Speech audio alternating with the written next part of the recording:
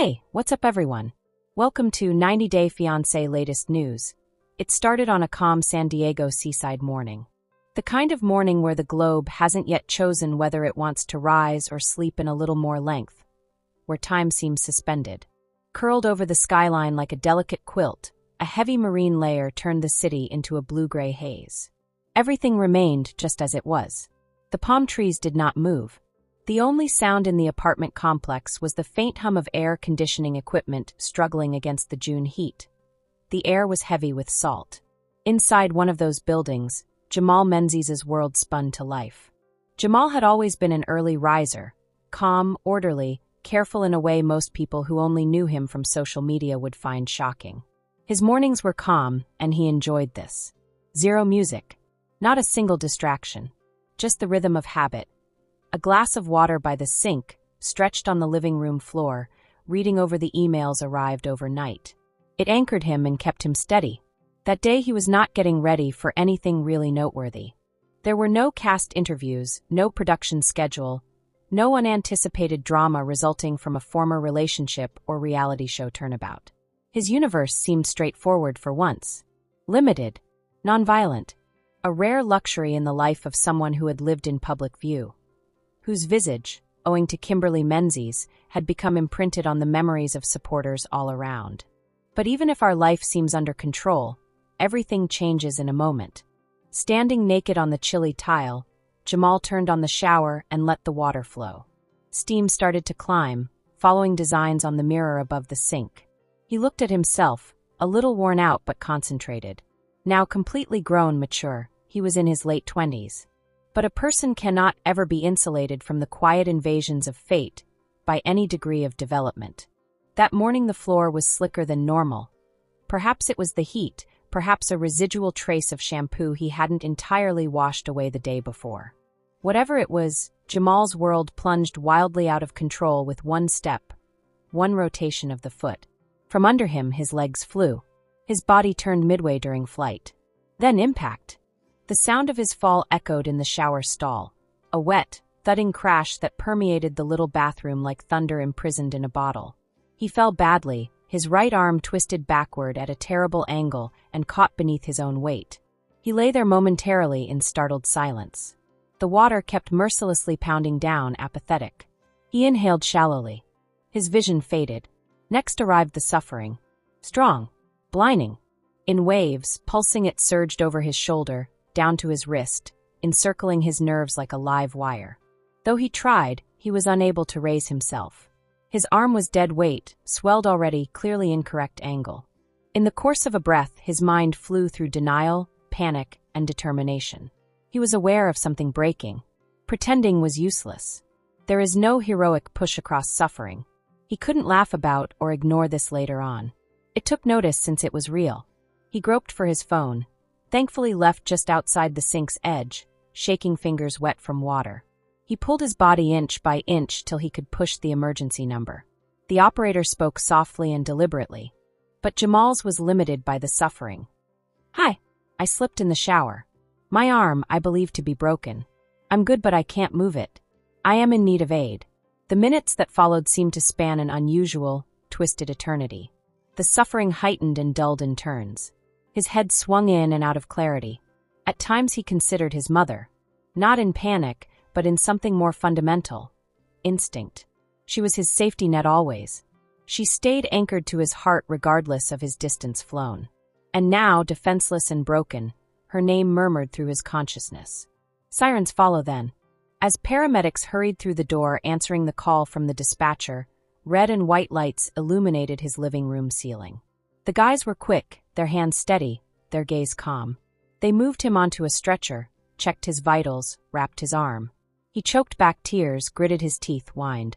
From the amazing shock of it all, not from weakness. And just before they pushed him into the back of the ambulance, he begged one simple question. "Can someone call my mom?" Kimberly Menzies had just finished her morning coffee across the city. Her living room smelled of hazelnut creamer and cinnamon candles, loaded with memories of her time on 90 Day Fiancé and pictures of Jamal across the years. She was getting comfortable in her preferred recliner, then going to see her son later that day. The phone let out a ring. Uncertain count, She almost didn't respond, but something deep and maternal compelled her to pick up. "Ms. Menzies? Sharp Medical Center is this one. Your kid Jamal is now admitted.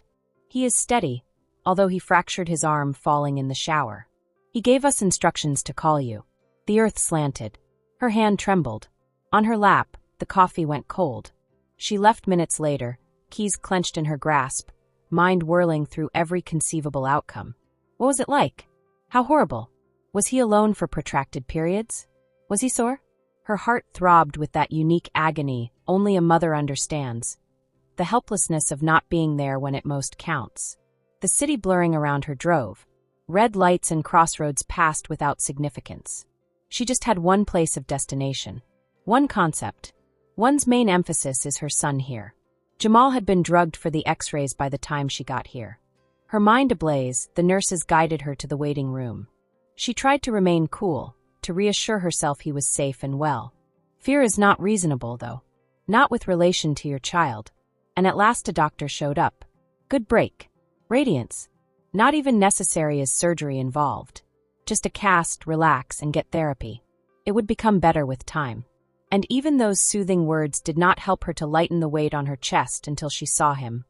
Awake now, drowsy but alert. His eyes opened to coincide with hers. And there he was. Her guy. Raised. Forceful. However, hurts. She hurried to his side and carefully brushed his hair back from his forehead, not wanting to upset the sling. He only gave a weak smile.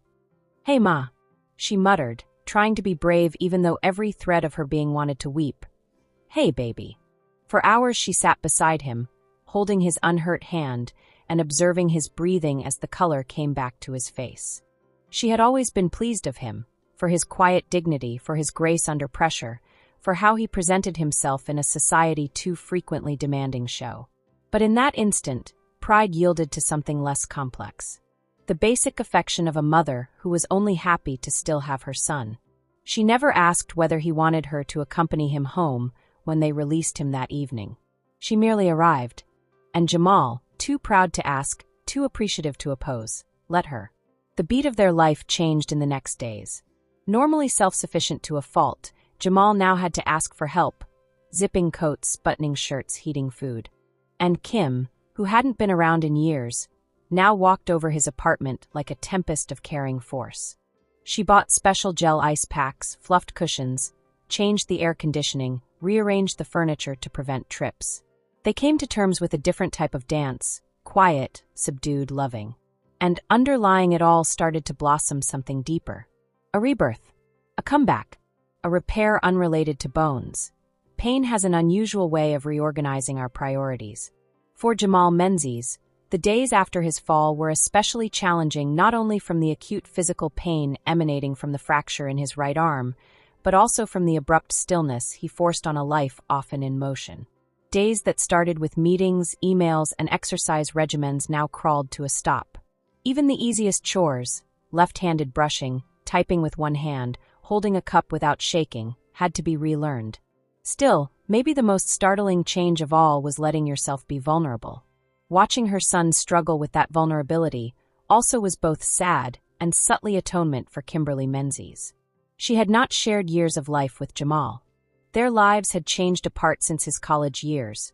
She on one coast, negotiating life after 90-day fiancé, and he on another, developing his own identity away from the public shadow cast by her history. Though they loved each other passionately and communicated frequently, there were unsaid gaps, much as many adult children and their parents would find. Days gone by devoid of check-ins. Emotional truths scuffed under the surface of independence. They were now abruptly occupying space once more. Jamal battled first night back at his flat. Early in the morning, the medications wore off. The agony in his arm erupted like fire beneath the cast. His body rebelled as he tried to sit up and drag himself to the kitchen for a glass of water. Breathless, he fell back onto the couch dizzy and confused. Kim listened from down the hall. She waited no more. She avoided knocking. She came into the living room carrying the speed only a mother could have when her child was upset. She knew he was on the edge just looking at him. Announced with frustration, denounced. She knelt next to the couch and gently rested a hand on his shoulder. "I have you," she said in a whisper. Let me assist. He did not struggle against it. He unable of. He also let her lead him for the first time in years, raising the glass to his lips, changing the cushions behind his back, and laying a cool compress against his forehead. The sensitivity in his eyes was not juvenile. It had nothing to do with weakness. It human. That incident opened something in each of them. And in the days that followed, time itself seemed to be stitching together the injuries they were unaware of. Their everyday cadence developed into a type of ritual. Kim made black, without sugar, with a hint of oat milk coffee in the mornings the way Jamal preferred it. Sitting on opposite sides of the couch, sunlight pooling on the wooden floor, they would have morning news softly playing in the background. Jamal's work slowed down but not totally stopped. When he could, he still answered calls and emails. Usually, he would prop his laptop uncomfortably on a cushion, typing with his left hand while Kim hung close with food or drink. And gradually, under the surface of those quiet, ordinary events came the dialogues. Not the ones on the surface. Not the "how are you feeling?" Either those are "did you take your meds?" questions. Deeper, more elderly, heavier. Jamal shattered the stillness one afternoon while Kim folded towels, shirts, and socks next to him. "Do you ever wish you could undo it?" She raised her eyes. "Regress what, baby?" "The show. The lenses. Everything using Usman. All of it." Kim came to stop. Right now the air seemed heavier. She got down. She said gingerly, "I don't regret loving someone. But I regret how much of my life I sacrificed trying to show that love was real. To strangers." Jamal nodded slowly, fixed on the window. "I hated seeing people judge you," he continued. "But I detested how people saw me as well. Like I was only some storyline." "You weren't," she said with great conviction. "You have never been a tale." He looked to her then, for the first time in that discussion. "I know that now," he said. "But I didn't back then." That episode healed more than any medication could do. More forceful than any ensemble. For so long, there had been distance between them. Space full of misinterpreted memories shaped by reality television, misunderstandings, unsaid worries. But here in the still aftermath of a literal fall, the emotional armor was falling apart. Not only from Jamal, but also from others. But from Kim also. Jamal started physical treatment as the week wore on. At first, he despised it. The stiffness, the embarrassing stretches, the constant repetition. Kim accompanied him, though, sat in the waiting room with a magazine she never read, and grinned every time he came out, moist with perspiration but determined. "You're doing good, baby," she'd say. He started to roll his eyes. "You do not have to say that." She said, "I'm your mother," grinning. "I'll say it even if you want not to hear it." One incident caught their attention, and neither of them would forget. That occurred on a Wednesday afternoon. The therapist encouraged Kim to watch as she had entered the treatment room, helping to transport Jamal's belongings. Jamal was midway through a resistance band exercise when his brow wrinkled and his jaw tightened. With every tug, his arm trembled slightly. Agony fluttered behind his eyes. He continued, nevertheless. "You okay, Jamal?" the therapist questioned. He agreed. "Yeah." Then he turned to check on his mother. "For her, I want to be strong." Kim gasped and found her throat choked. She also understood at that instant that this fall had not just shattered her son's arm. It had let something more profound open.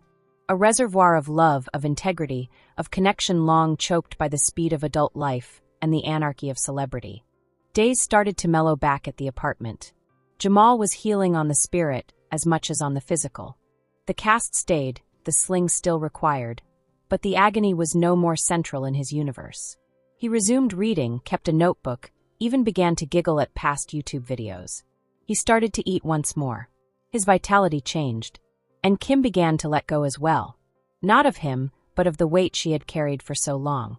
The guilt, the panic, the strain to shield him from a world she had no influence over. She stood by the kitchen sink one evening doing dishes as Jamal was browsing his phone close by. "Hey, Mada." She turned around. "I believe I'm decent right now." She turned to grin. "You feel ready for me to leave?" He gave a nodding. "Not because I want you nowhere, but since I feel I'm good, and you ought to relax as well." Kim moved over and gently hugged him one-armed. "You will always be my baby, Jamal. And you will always be a little too extra," he said. Tears in her eyes, she chuckled. But time was of the essence. That evening she meticulously and slowly packed her belongings.